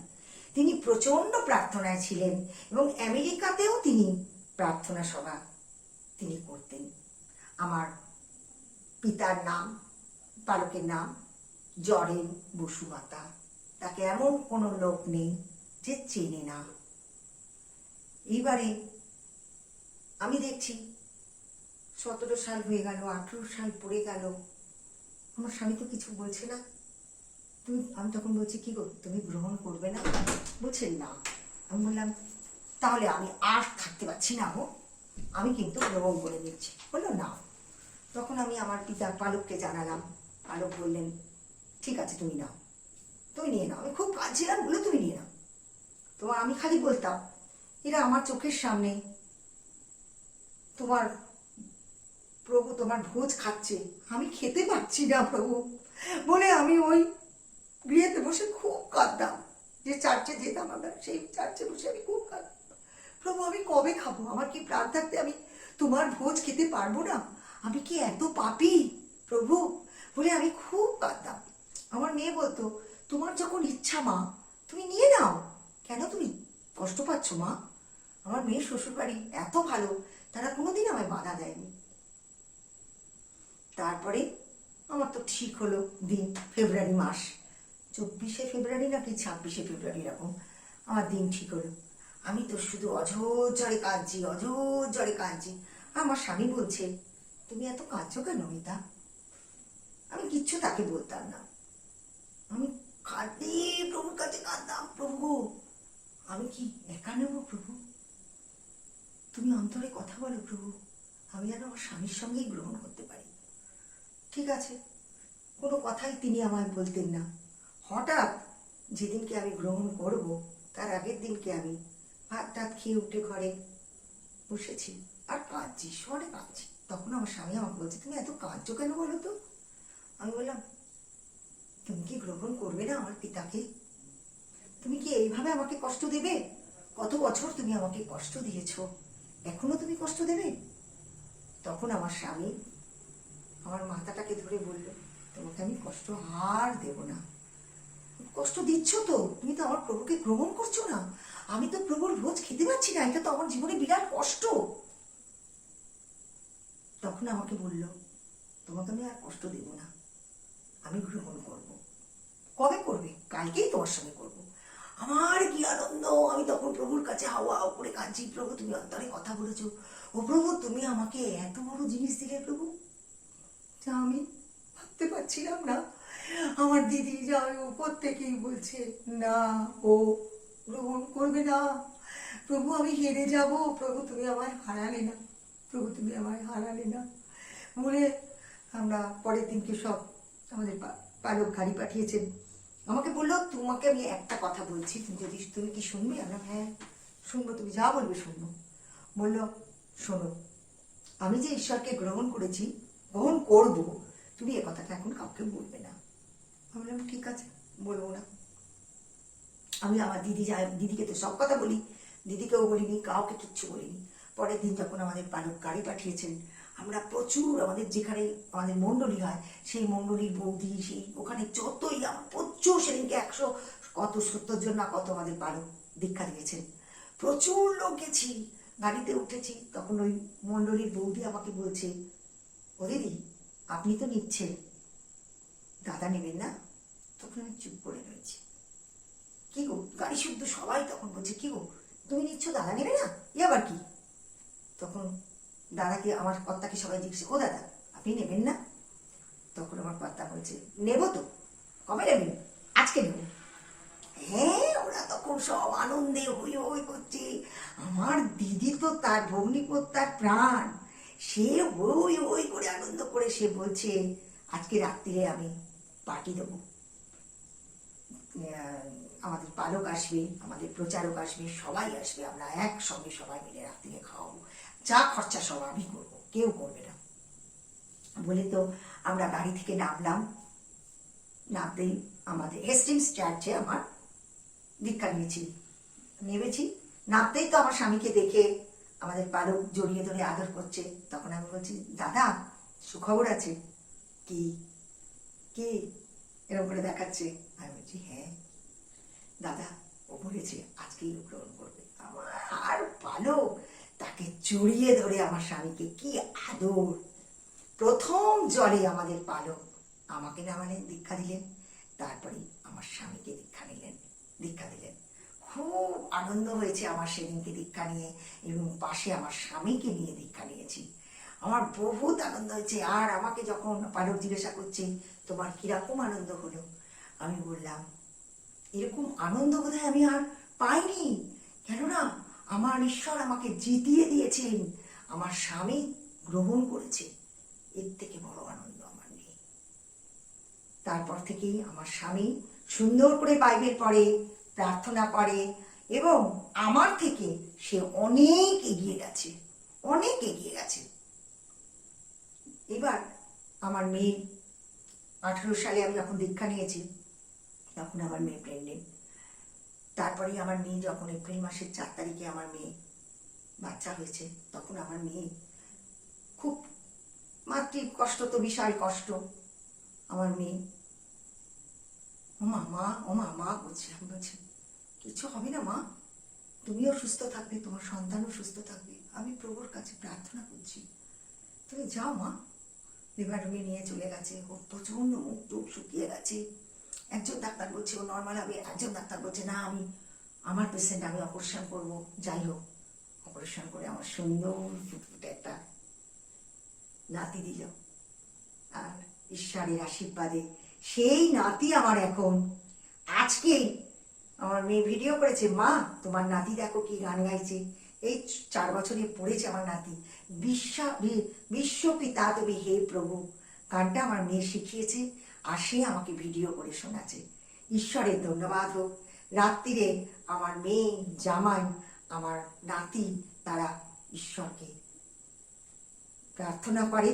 তার বাড়ির লোক মানত না, কিন্তু এখন তার বাড়ির লোকও মানে, বাইবেল পড়ে, প্রার্থনা করে। আমি খুব হ্যাপি এখন। তারপরে আমার স্বামী প্রায় 40-42 বছর, আমি ভুল বলেছিলাম 16 বছর না, 40-42 বছর আমার স্বামী গভর্নমেন্ট সার্ভিস করতো, সেই পেনশন পাইনি। আমার খুব কষ্টে আমি দিন যাপন করছিলাম। খালি প্রভুর কাছে প্রার্থনা করতাম, প্রভু তুমি এই কষ্ট নিবারণ করো আমার। তো হঠাৎ করে 2 বছর আগে ওর এক বন্ধু, সে বলছে হ্যাঁ, সে কি করে চেক করে দেখেছে আমার স্বামী পেনশন পায় না, তারা পায়। আমার শ্বশুর বাড়িকে, তিনি থাকেন কৃষ্ণনগর, ওখানে একটা ইয়েতে, ওই যে কি অঞ্চলটা বলে ভুলে যাচ্ছি আমি, সেইখানে থাকেন। তো উনি আমার শ্বশুর বাড়ি রানাঘাটে এলেন, এসে উনি বললেন যে এরকম আপনার ভাই পেনশন পাবে, আপনি দেখুন। তার আগে আমার স্বামী যত কাগজপত্র ছুঁড়ে ফেলে দিয়েছে, আমি তো পাবো না পেনশন, আর এত বছর হয়ে গেছে আমি আর পাবো না। আমি তখন বললাম তুমি পাবেই পাবে, কেন তুমি এগুলো ছুঁড়ে ফেলে দিলে, তুমি ওগুলো ঘরে তুলবে না। আমার স্বামী আমাকে বলছে, আমি আচ্ছা। যেই আমার স্বামী সরে গেছে আমি সব কাগজপত্রগুলো তুলে গুছিয়ে লুকিয়ে রেখে দিয়েছি। এরপরে তার বন্ধু এসছে, বন্ধু বলছে আমি চ্যানেলে দেখেছি, আমার স্বামীর নাম বিনয় দাস, বলছে বিনয় দাসের নাম আমি দেখেছি চ্যানেলে, ও পাবে। তখন আমি খুব কাজে আর বলছি তুমি কাগজপত্র দেখো, তুমি পাবে। ওর বন্ধুরা প্রচুর হেল্প করেছে, এই 2 বন্ধু ওর প্রচুর ওকে হেল্প করেছে। প্রতিদিন ফোন লাগাতো আর বলতো এইটা দেখ, ওইটা দেখ, এই কাগজটা পাঠালাম, এইরকম করে করে সাহায্য করেছে। আমার স্বামী বলছে আমি তো অনেক কাগজ ফেলে দিয়েছি, আমি না আছে, আমি রেখে দিয়েছি। তখন ও বলছে কোথায়, এই তো। সেই সব কাগজ নিয়ে সে 2 বছর ধরে লড়লো, সেখান থেকে আর আসছেই না। সে 2 বার করে বোম্বে গেল পেনশন অফিসে, সে গুজরাটে গেল, সে প্রচুর পরিশ্রম করলো, পেনশন আসছে না। হঠাৎ করে আমি রোজই প্রভুর কাছে কাঁদি, প্রভু আমি কি পেনশন পাবো না। অনেকের কাছেই বিদ্রুপ হই, এই ফালতু কথা বলছে, এই পেনশন পাবে না, স্বাভাবিক কথা বলাটা। হঠাৎ করে জানুয়ারি মাসের 11 তারিখে আমি খুব কাঁদছি প্রভুর কাছে, প্রভু আমি আর এই কষ্ট সহ্য করতে পারছি না, তুমি আমাকে নিয়ে নাও তোমার চরণে। আমি কি পাবো না পেনশন, প্রভু আমি পাবো না। তুমি তো প্রভু কত লোকের জীবনে কত কাজ করেছো, অন্ধকে চোখ দিয়েছো, ল্যাংড়াকে পা দিয়েছো, কত কিছু করেছো প্রভু। কোথায় 38 বছরের এক পক্ষঘাত রোগীকে তুমি সুস্থ করে তুলেছো, তার থেকেও কি আমি পাপী প্রভু? তুমি বলো প্রভু আমি কি পাপী? বলে আমি খুব কাঁদছি আর প্রভুকে প্রার্থনা করছি, করে আমি বলছি ঠিক আছে তুমি যেটা ভালো বোঝো প্রভু তুমি করো। বলে আমি প্রভুকে প্রণাম করে বাইরে, আমার ঘরের বাইরে বারান্দা আছে, বারান্দায় গিয়ে দাঁড়িয়ে দাঁড়িয়ে খুব কাঁদছি আমি। তখন আমার স্বামী 3 দিন আগে পেনশন ঢুকে গেছে, হালেলুয়া। আমার স্বামী ফোন, মানে রাগের চোটেই হোক বা যাই হোক, সে মনে দুঃখেই হোক যে আমি এত কান্নাকাটি করছি, সে ফোন চেক করেনি। হঠাৎ করে সে ফোনটাকে খুলে বলছে অমিতা তুমি একবার শিগগিরই ঘরে এসো। আমি ঘরে গেছি, অমিতা আমার পেনশন এসে গেছে মিতা বলে সে আমাকে ডাক বলছে। বিশ্বাস করুন আমি আনন্দে প্রভুকে চিৎকার করে কেঁদে আমি প্রার্থনা করছি, প্রভু তুমি আমাকে এত ভালোবাসো প্রভু, তুমি আমার কান্না শুনেছো প্রভু। বলে আমি বিশাল চিৎকার করে কাঁদছি। আমার ভাইয়ের বউ, ভাই ছেলের বউ, পাশের বাড়ির সব ছুটে এসেছে, কি হয়েছে দিদি কাঁদছে কেন, কি হয়েছে? তখন আমার স্বামী বলছে বিশ্বাস করুন আমার তখন মাথা ঘুরছে, আমার তখন কিরম শরীরটা করছে আনন্দে। আমার স্বামী বলছে আমার স্ত্রী আনন্দে কাঁদছে। পাশের বাড়ির একটি ছেলে আমার স্বামীকে খুব এই পেনশনের ব্যাপারে সাহায্য করতো, সে বলছে দিদি কাঁদছে কেন? বলছে দেবু আমি পেনশন পেয়ে গেছি। বলছে তাই জন্য দিদি কাঁদছে? বলছে আনন্দে কাঁদছে। ভাই এসছে, ভাইকে জড়িয়ে ধরে কাঁদছি, দিদিকে ফোন করেছি কাঁদছি পাগলের মতো, মেয়েকে ফোন করেছি, জামাইকে ফোন করেছি। আর এই পেনশন পাওয়ার পেছনে আমার জামাইয়ের অনেক ভূমিকা, মেয়ে জামাই, তারা আমার সঙ্গে অনেক সাথ দিয়েছে। 10 বার করে এখানে যাও ওখানে যাও ওখানে যাও, আমার মেয়ে জামাই গেছে। আবার এখন নতুন একটা সিস্টেম হয়েছিল যে রেজিস্ট্রি করতে হবে, রেজিস্ট্রি দেখাতে হবে স্বামী স্ত্রীর। আগেকার দিনে তো রেজিস্ট্রি ছিল না, আবার নতুন করে আমার রেজিস্ট্রি হলো। সব ভূমিকা আমার মেয়ে জামাই, আমার দিদি, আমার জামাইবাবু, আমার ভাই, সব তারা সই করলো, করে আমার রেজিস্ট্রি হলো। যখন রেজিস্ট্রি ফর্ম তাদের কাছে গেল, তারপরে এই পেনশন আমার এলো।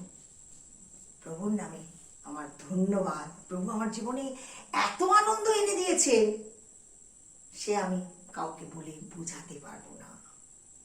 আবার ফেব্রুয়ারি মাসে আমি আমার বাঁদিকের চোখটা ওই যে ছানি পড়ে গেছিল, আমি মনের ঘেন্নাতে না, আমি গ্রাহ্য করতাম না। আমার মেয়ে জোর করে এই ডান দিকের চোখটা আমার মেয়ে জোর করে নিয়ে গিয়ে মেডিকেল কলেজ থেকে আমার মেয়ে অপারেশন করিয়েছি। বাঁদিকের চোখটা আমি আর গ্রাহ্য করিনি। আমার মেয়ে বলতো, আমার স্বামী বলতো, তুমি দেখাও ডাক্তার, তুমি দেখাও, আমি গ্রাহ্য করতাম না। যখন ফেব্রুয়ারি মাসে ডাক্তার দেখালাম, 3জন ডাক্তার দেখিয়েছি, 3জনেই বলেছে আপনি চোখে দেখতে পাবেন না, আপনি তো চোখটাকে শেষ করে দিয়েছেন, এত মোটা আপনার ছানিটা হয়েছে যে আপনি দেখতে পাবেন না। তবুও তারা আমার চোখে নানান রকম পরীক্ষা করলো, ছানিটা না কাটলে তো আমি বাস্ট করবে, কোনদিন মরে যাব, সেই জন্য সব ঠিকঠাক হলো। আমার চোখে ওষুধ দিচ্ছে, আমার আইবল বড় হচ্ছে না। বলছে দেখছেন আপনার আইবল বড় হচ্ছে না, দেখুন সকলের আইবল বড় হয়ে গেছে, তার মানে তারা চোখে দেখতে পাবে ঠিক মতন, আপনি পাবেন না। আমি বলছি ডাক্তারবাবু কিছু মনে করবেন না তো? বলছে না, আমি চোখে দেখতে পাবো। বলে তারপর তারা যা যা বলো, ঠিক আছে, দেখতে পেলে তো ভালো। এবার যা যা পরীক্ষা করার করলেন, চোখে ইঞ্জেকশন দিলেন, আমার অপারেশন রুমে নিয়ে চলে গেলেন। আমি শুধু এক মনে প্রভুকে রাখছি, প্রভু তুমি তো সকল অনেককে তুমি অন্ধকে চোখ দিয়েছ, এ চোখ তুমি আমার ফিরিয়ে দেবে। তুমি হাত দাও প্রভু ডাক্তারের হাতে, এমন করে অপারেশন হোক প্রভু যেন আমি চোখ খুলে দেখতে পাই প্রভু। আমি যেন এই সাক্ষ্য সব জায়গায় দিতে পারি যে তুমি আমাকে এই চোখ দিয়েছো। যাক, আমার চোখ অপারেশন হলো। অপারেশন যিনি করছেন তখনও তিনি বলছেন কিচ্ছু হবে না, আমি শুনছি কানে। যাই হোক, আমাকে বাড়ি নিয়ে এলো। পরের দিন আবার আমাকে নিয়ে গেল, যখন আমার চোখ খোলা হলো। আমি তখন যখন চোখ খুলছি, আমি তখন প্রভুকে ডাকছি, প্রভু চোখ খুলেই যেন আমি দেখতে পাই প্রভু, প্রভু আমি যেন দেখতে পাই প্রভু। বলে আমাকে বলছে চোখটা খুলুন, আস্তে আস্তে করে চোখ খুলেছি। আমি সব জিনিস দেখতে পাচ্ছি। আমি ডান দিকের চোখ নিজে হাতে বন্ধ করেছি যে দেখি তো আমি দেখতে পাই কিনা। আমি সমস্ত কিছু দেখতে পাচ্ছি। আমার কি আনন্দ! আমি সেইখানে ঈশ্বরের হাত তুলে ধন্যবাদ দিয়েছি। তারপর যাই হোক, শনিবার আমার অপারেশন হয়েছিল, এক শনিবার। ফিরে শনিবার আমি বাড়িতে, আমার মেয়ে এসছে একটা দরকারি চিঠি লেখার জন্য, তার বাবাতে আর তাতে কথা বলছে। আমার চোখে ওষুধ দেওয়ার টাইম হয়ে যাচ্ছে। আমি ওষুধটা, আমার স্বামী এত মানে ওখানে মগ্ন হয়ে গেছিল, সেই টাইমে টাইমে আমার ওষুধ দিত, কিন্তু সেই মুহূর্তে সে ওই চিঠিটার মধ্যে এমন ব্যস্ত হয়ে গেছিল, 10 মিনিট লেট হয়ে গেছে। আমি ভাবছি কি আছে, একটা ফোঁটা দিলে আমি দিয়ে দিই ওষুধ। ও এত ব্যস্ততে মানে ভীষণ সিরিয়াস একটা চিঠি লিখছে, মা ছেলেতে, এই বাবাতে আর মাতে মেয়েতে, থাক আমি দিই না, আমি তো দেখতে পাচ্ছি ওষুধটা।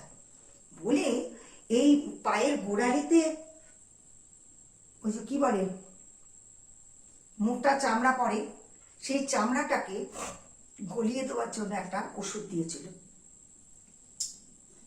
সেই ওষুধটা একটু দূরে ছিল। আমি মনে মনে ভাবছি এই ওষুধটা দূরে রয়েছে, তাহলে বোধ হয় এইটাই এখন আমার চোখে দেওয়া হবে। ওটা যে আইডিন আমি সেটা বুঝতে পারিনি। আমি ওটা নিয়ে এক ফোঁটা দিয়ে দিয়েছি চোখে। দিতেই আমার জ্বলে গেল, জ্বলে গেল বলে আমি চিৎকার করছি। সেইখানে আমার মেয়ে জামাই সব দাঁড়িয়ে আছে, চিৎকার করছি আমি। আমার হুড় করে আমার মেয়ে জামাই চোখে জল দিয়েছে, আমার স্বামী জল দিয়েছে, আমার স্বামী মাথা চাপড়াচ্ছে। এ আমার কি হলো, এ আমার কি হলো! আমার জামাই হাত ধরে টেনে নিয়ে, যেখানে অপারেশন হয়েছে সেই শনিবার, সেদিন থাকবেন ডাক্তার, বলছেন এই মাত্র ডাক্তার বেরিয়ে গেল, কি হবে এবার, আমার তো জ্বলে যাচ্ছে। তারপরে চোখ লাল হয়ে গেছে। আমি বলছি প্রভু গো, এ চোখ তুমি দিয়েছো, আবার এই চোখের ব্যবস্থা তুমি করে দাও। আমার এ কি হলো প্রভু, আমি এ কি ভুল করলাম! আমার মেয়ে তো সঙ্গে সঙ্গে, আমাদের ওখানে একজন মস্ত বড় ডাক্তার চোখের আছেন, তিনি এশিয়ার সব থেকে বড় ডাক্তার, ওনার সঙ্গে কন্ট্রাক্ট করলো। উনি বললেন আমি এক্ষুনি বেরিয়ে যাব, যদি 2 মিনিটের মধ্যে আসতে পারেন। আমার মেয়ে বললো 2 মিনিট কেন, আমি 1 মিনিটের মধ্যে আমার মাকে নিয়ে যাচ্ছি। আইডিন জাতীয় কিছু চোখে ওষুধ দিয়েছেন? তখন আমি মাথাটা নিচু করে রয়েছি। নিচু করে থাকলে হবে না মাথা? আপনি বলুন, আপনি এই পায়ে যে শক্ত ইয়েগুলো হয়, কি বলে ওগুলোকে, শক্ত চামড়া গজায় গোড়ালি, এই গোড়ালির নিচেতে, আপনি কি সেই ওষুধ দিয়েছেন? ওষুধটা কোথায় দেখান? আমি তো ভয় চোটে ওষুধ নিইনি। আচ্ছা, আপনি দেখান ওষুধটা। আমি বুঝে গেছি আপনি কি ওষুধ দিয়েছেন।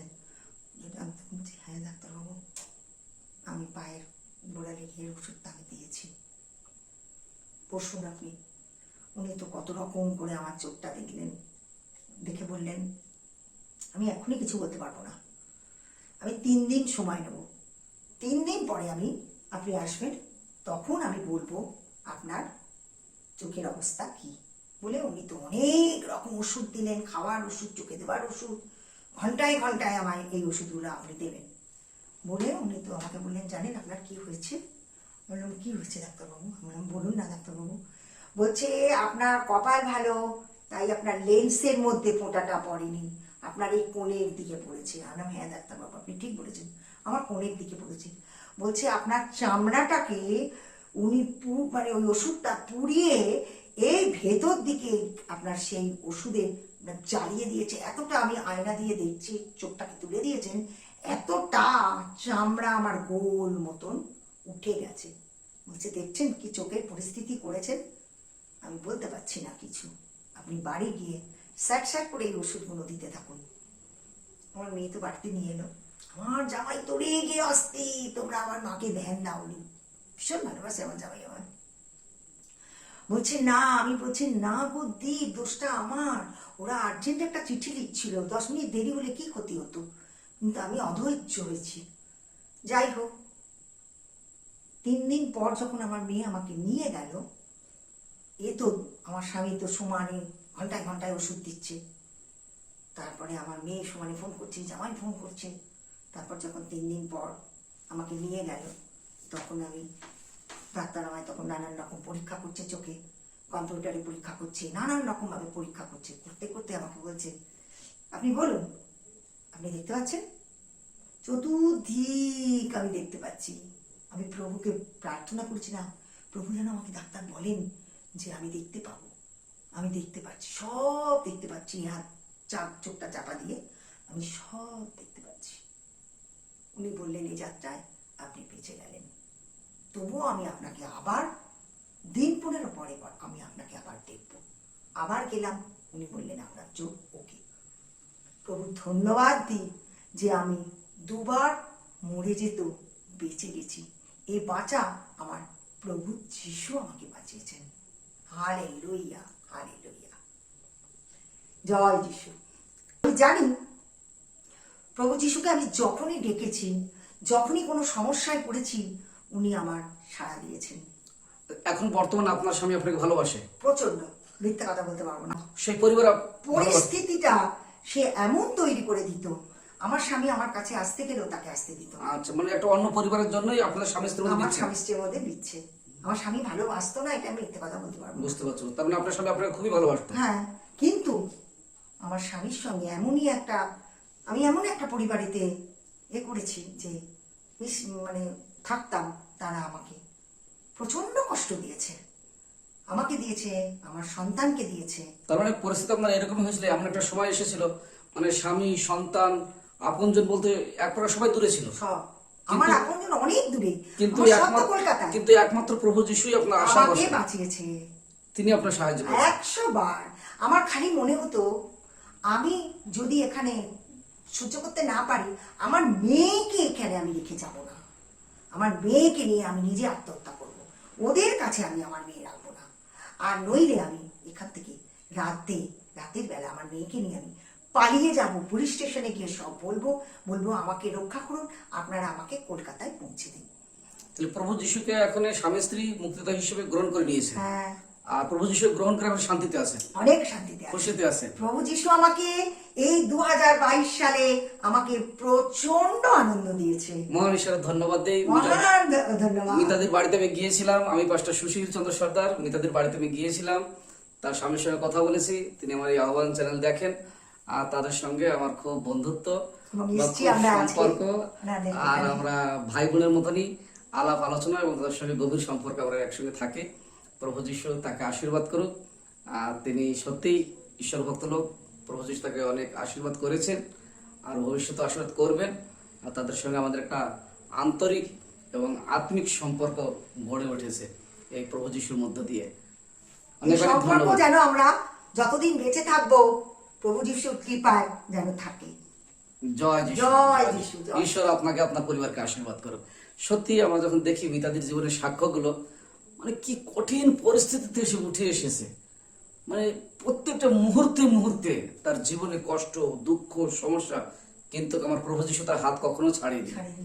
প্রত্যেক সময় সময়, প্রত্যেক সংকটে, সমস্যায় তারা হাত ধরে আজকে সুস্থ রেখেছেন, ভালো রেখেছেন এবং আমাদের মধ্যে তিনি এসেছেন। প্রভু ধন্যবাদ। আবার আমি বাইবেলের কোনো অংশ যদি আমি হয়তো পাচ্ছি না, কিন্তু আমি মনে হচ্ছে আমার এই পাতাতেই রয়েছে, এই সাইডে রয়েছে, তখন আমি প্রার্থনা করলাম, প্রভু তুমি আমাকে পাইয়ে দাও না প্রভু, আমার খুব মনে হচ্ছে আমার বাইবেলের ওই অংশটা আমি একটু পড়ি।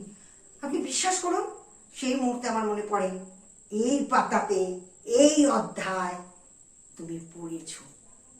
আমি সঙ্গে সঙ্গে আমি সেটা পাই।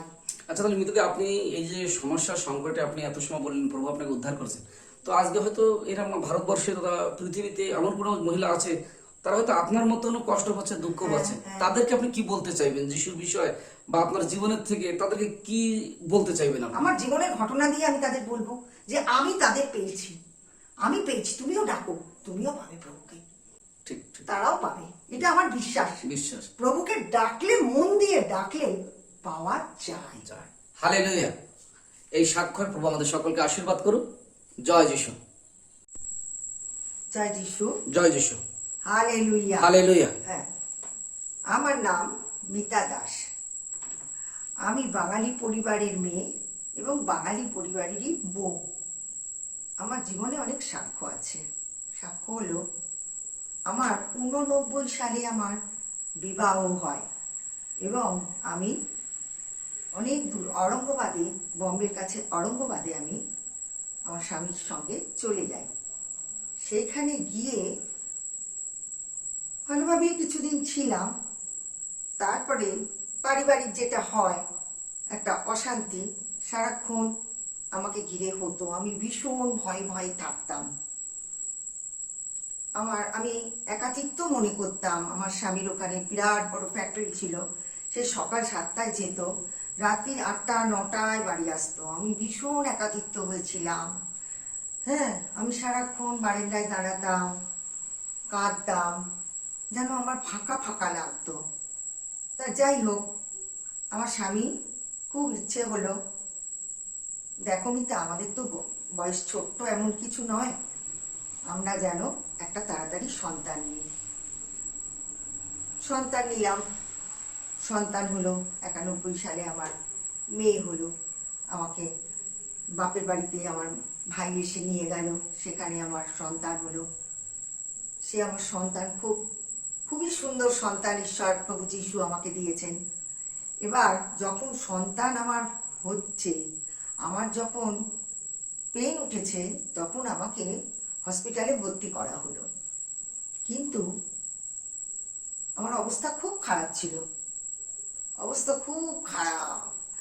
আমার দিদি পাগলের মতো করে কাঁদছে, সেখানে আমার স্বামী নেই।